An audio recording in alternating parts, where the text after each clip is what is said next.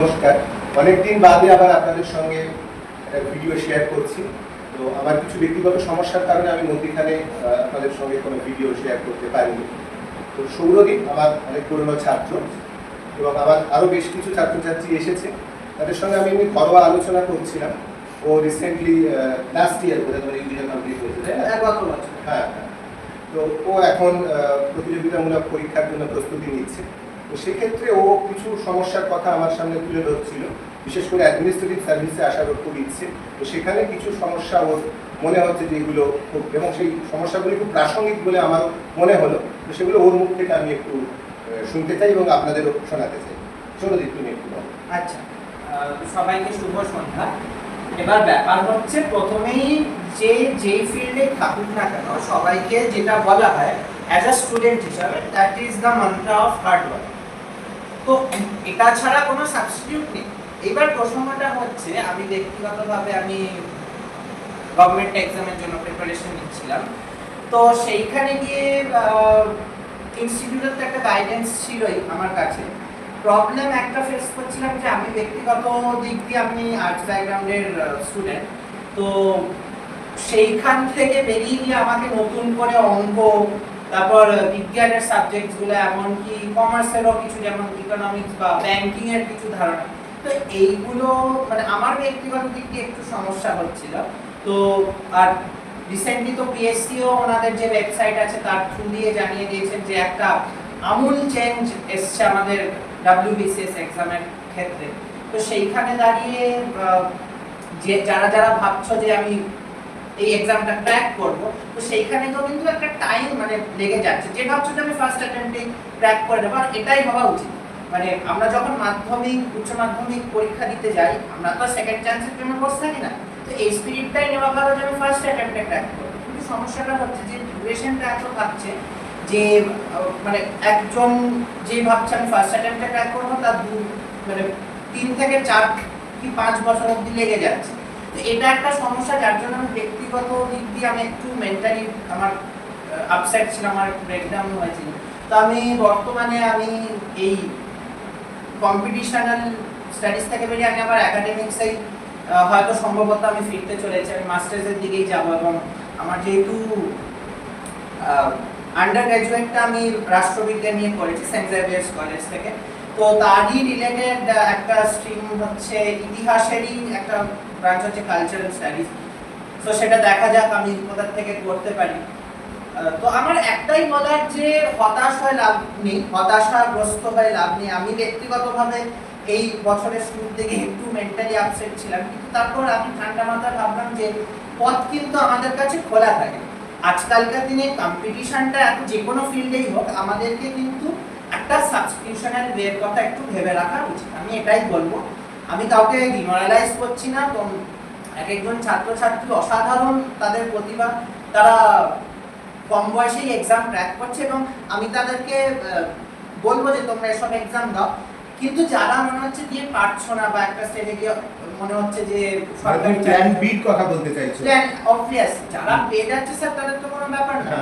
এবার অনেকেরই আছে হচ্ছে না, বা আমার ব্যক্তিগত দিক দিয়ে মনে হচ্ছে যে আমার ব্যক্তিগত দিক দিয়ে হচ্ছে না, ছোট তো আমার সিস্টেমটার সাথে আমি ঠিক খাপ খাওয়াতে পারছিলাম, যেহেতু আমি আর্টস ব্যাকগ্রাউন্ডে একদম। তো সেইখানে দাঁড়িয়ে আমার ইতিহাস নিয়ে, মানে WBCS এর তো ইতিহাস একটা ভাস্ট চ্যাপ্টার, তো সেখানে গিয়ে পড়তে পড়তে আমার বৌদ্ধ ধর্ম প্রতি, আর আমি ব্যক্তিগত দিক দিয়ে আমি প্রাণী রাসমণিকে নিয়ে পড়াশোনা করছি।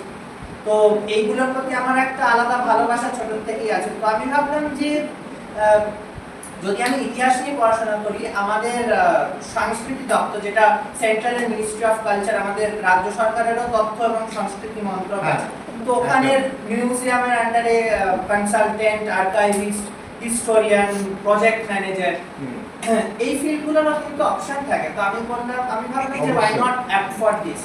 তো এইটাই ব্যক্তিগত দিক দিয়ে আমি মনস্থির করেছি।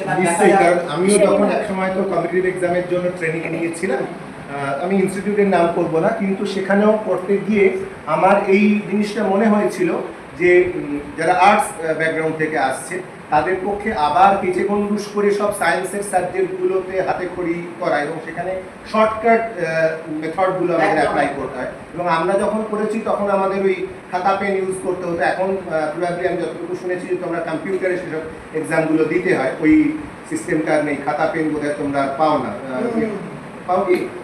প্রিলি আর মেন্সের ক্ষেত্রে আবার ভ্যারি করে। বিসিএস এর ক্ষেত্রে যদিও এই আপনাকে রিসেন্টলি বললাম স্যার, পিএসসি তো পুরো পাল্টে দিল সিলেবাসটা, তো সেইখানে একটা বড় চেঞ্জ, সেখানে হয়তো ডেসক্রিপটিভের এটা বাড়তে চলেছে।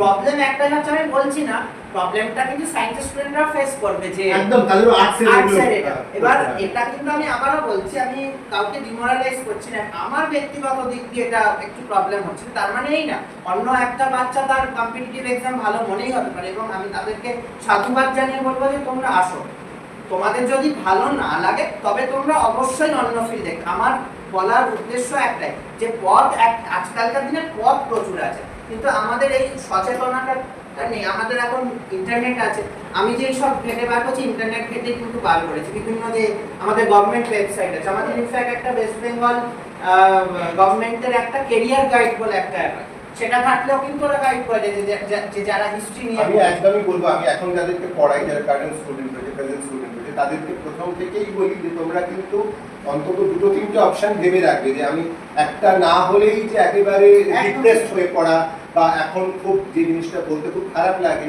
সুইসাইডাল টেন্ডেন্সিটা খুব বেশি হয়ে গেছে স্টুডেন্টসদের মধ্যে, এটা কিন্তু ঠিক নয়। যে আমার একটা কিছু যেটা আমার অভিষ্ট সেটা আমি পেলাম না, তার মানেই আমি জীবনটাকে শেষ করে দেবো তা নয়। জীবন অনেক বড়, জীবনে অনেক সুযোগ আসে এবং সেই সুযোগগুলোর সদ্ব্যবহার আমাদেরকে করতে হবে। আর আমি এর শেষ প্রশ্ন তোমাকে করবো, এটা নিয়ে এখন খুব বিতর্ক হচ্ছে, যে রিজিয়নাল ল্যাঙ্গুয়েজ মানে আমাদের বেঙ্গলের ক্ষেত্রে, ওয়েস্ট বেঙ্গলের ক্ষেত্রে বাংলাকে কম্পালসারি করা হচ্ছে, এবং এখন আবার সরে গেছে সরকার আপাতত এই নেক্সট এক্সামের জন্য, কিন্তু সেই দিকেই যাচ্ছে এবং বিভিন্ন মুভমেন্ট হচ্ছে। আচ্ছা, বিসিএস এর ক্ষেত্রে বাংলা ম্যান্ডেটরি না, ম্যান্ডেট নয়, লাস্ট একটা সেগুলো অপশনটা দিয়েছে। আগে যেমন বলেছিল শুধু বাংলা আর নেপালি হবে, এখন কিন্তু আগের যেটা সিস্টেমটা ছিল নেক্সট এক্সামের জন্য সেই পূর্ণ সিস্টেমে আবার ফিরে গেছে, ব্যাকলিয়ার দিয়েছে। তো এক পায়ে গিয়ে দুপা পিছিয়ে এসেছে সরকার, কিন্তু সেই দিকেই যাচ্ছে। তো এটা নিয়ে আমি তো ইংলিশ মিডিয়াম, তুমি ইংলিশ মিডিয়ামে পড়েছো যদিও, কিন্তু এখনকার ইংলিশ মিডিয়ামের বেশ কিছু স্টুডেন্টসকে আমি পড়িয়েছি, তারা বলছে এটা ভীষণ বাজে স্যার, কেন আমাকে বাংলা জানতে হবে? বাঙালির বাবা মার সন্তান বাংলায় বড় হচ্ছে, তারা বলছে যে কেন আমাকে বাংলা জানতে হবে, এবং WBCS দিতে গেলে কেন আমাকে বাংলা শিখতে হবে। ইনফ্যাক্ট ল্যাঙ্গুয়েজ জিনিসটাই তাদের কাছে বোরিং মনে হচ্ছে। আমি তাদেরকে নিয়ে কোনো ধরনের করতে চাই না, কিন্তু কথা হচ্ছে যে এই জিনিসটাকে তুমি সাপোর্ট করো কি করো না। রিজিওনাল ল্যাঙ্গুয়েজ, আমি যে স্টেটে WBCS দিয়ে আমি কাজ করতে চাইছি, মানে আমি কিন্তু ওয়েস্ট বেঙ্গল এরিয়াতেই কাজ করতে চাইছি, আমি IAS IPS দিচ্ছি না। তো তাহলে বাংলা জানাটা দরকার কি দরকার নয়, তোমার কি অভিমত? স্যার প্রথমে একটা কথা বলি, WBCS আমি যদি গ্রুপের জন্য অ্যাড করি, তাহলে তো আমি নয় ভিডিও হচ্ছি বা অফিশিয়াল হচ্ছি। আমি যদি ভিডিও হয়, আমার কাজ আগে আমাকে ওয়াকিবহাল হতে হবে, আমার কাজটা কি, আমার তো কাজ হচ্ছে জনসংযোগ। তো সেখানে আমাকে এমন প্রত্যন্ত গ্রামে পাঠিয়ে দিতে পারে যে সেখানে আমি যদি ইংরেজিতে বলি তারা হয়তো বুঝবেই না সেই কথা। যার জন্য যেই হোক না কেন বাংলা তো অবশ্যই, মানে এটা আমি কোনো সেন্টিমেন্টের আমিও সেই জিনিসটাকে এই যুক্তি দিয়েছি, যে কারণ সাধারণ মানুষের সঙ্গে যদি আমি কমিউনিকেট করতে পারি না, language is not for literature, language হচ্ছে কমিউনিকেশনের জন্য। যার জন্য স্যার আমাদের ন্যাশনাল স্তরে হিন্দিটাও বলছে, যে IAS এর সাথে অনেকে এটাও বলছে।